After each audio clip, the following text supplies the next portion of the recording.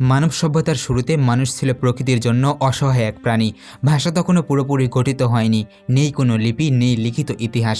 কিন্তু আজ থেকে প্রায় 30,000 বছর আগে পৃথিবীর বিভিন্ন অঞ্চলে আদিম মানুষ রেখে গেছে এমন কিছু চিহ্ন যা এখনও দাঁড়িয়ে আছে মানব ইতিহাসের প্রাচীনতম দলিল হিসাবে। সেই চিহ্নগুলোর নাম গুহাচিত্র। আধুনিক বিজ্ঞানীরা মনে করেন পৃথিবীর প্রথম শিল্পী ছিলেন সেই আদিম মানুষ যিনি অন্ধকারে গুহার দেয়ালে কাঠকয়লা, রং, মাটি আর রক্ত মিশিয়ে আঁকতেন শিকার করা প্রাণী, মানুষের অবয়ব কিংবা রহস্যময় প্রতীক। কিন্তু প্রশ্ন হচ্ছে, আদিম মানুষ কেন এগুলো আঁকত? এটা কি কেবল বিনোদন ছিল, নাকি এর পিছনে ছিল গভীর কোনো বার্তা?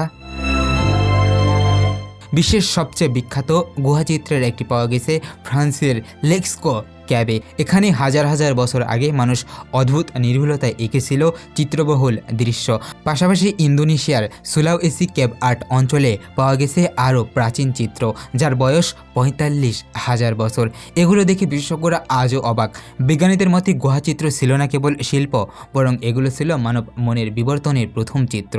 আদিম মানুষের ভাষা সম্পূর্ণভাবে গঠন করতে না পারায় তারা তাদের অভিজ্ঞতা, ভয়, বিশ্বাস এবং বেঁচে থাকার কৌশল সবই চিত্রের মাধ্যমে প্রকাশ করত। গুহার দেয়াল ছিল তাদের প্রথম ইতিহাসের বই, প্রথম প্রশিক্ষণ মাঠ এবং সম্ভবত তাদের পবিত্র ক্যানভাস। কিছু বিশেষজ্ঞ মনে করেন গুহাচিত্র মূলত ছিল শিকারের প্রশিক্ষণ। আদিম মানুষ যেসব প্রাণী শিকার করতে চাইত, যেমন বৈষণ, হরিণ, ঘোড়া, এগুলোর ছবি আঁকত যাতে পুরো গোষ্ঠী শিকারের পরিকল্পনা বুঝতে পারে। সেই সময় ভাষাহীন সমাজে চিত্রই ছিল তাদের সম্মিলিত যোগাযোগের মাধ্যম। আরেকটি ব্যাখ্যা পাওয়া গেছে প্রত্নতত্ত্ববিদদের গবেষণায়। তারা জানান বিশ্বের প্রথম প্রাচীন গুহায় আগুন জ্বালানোর চিহ্ন পাওয়া গেছে। আগুনের আলো গুহার দেয়ালে নাচত, আর সেই আলো ছায়ার আন্দোলনে চিত্রগুলো যেন জীবন্ত হয়ে উঠত। অনেক গবেষকদের ধারণা এগুলো ছিল প্রাচীন ধর্মীয় আচার অনুষ্ঠান, যেখানে গোষ্ঠীর নেতা সফল শিকারের আশায় প্রাণীর প্রতিচ্ছবি আঁকত, যেগুলোর উপর কিছু আচার পালন করত। পাশাপাশি গুহাচিত্র পাওয়া যায় মানুষের হাতের ছাপ। বিশেষজ্ঞদের মতে এগুলো ছিল আমি প্রথম এখানে ছিলাম এমন অনুভূতির প্রথম প্রকাশ।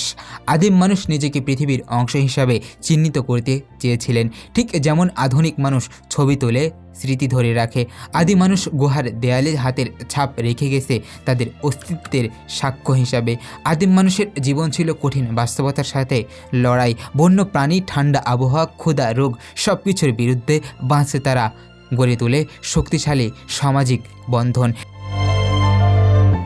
এখন পর্যন্ত নিশ্চিত জানি না গুহাচিত্র ঠিক কী উদ্দেশ্যে আঁকা হয়েছিল, কিন্তু একটি বিষয় স্পষ্ট, এগুলো শুধুই সাধারণ অঙ্কন ছিল না, এগুলো ছিল মানুষের প্রথম যোগাযোগের চেষ্টা, প্রথম ইতিহাস, ধর্মীয় অনুভূতি এবং প্রথম শিল্প চর্চার নিদর্শন।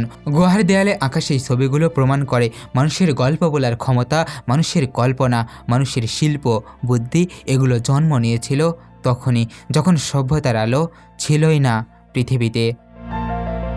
Desk report, general news.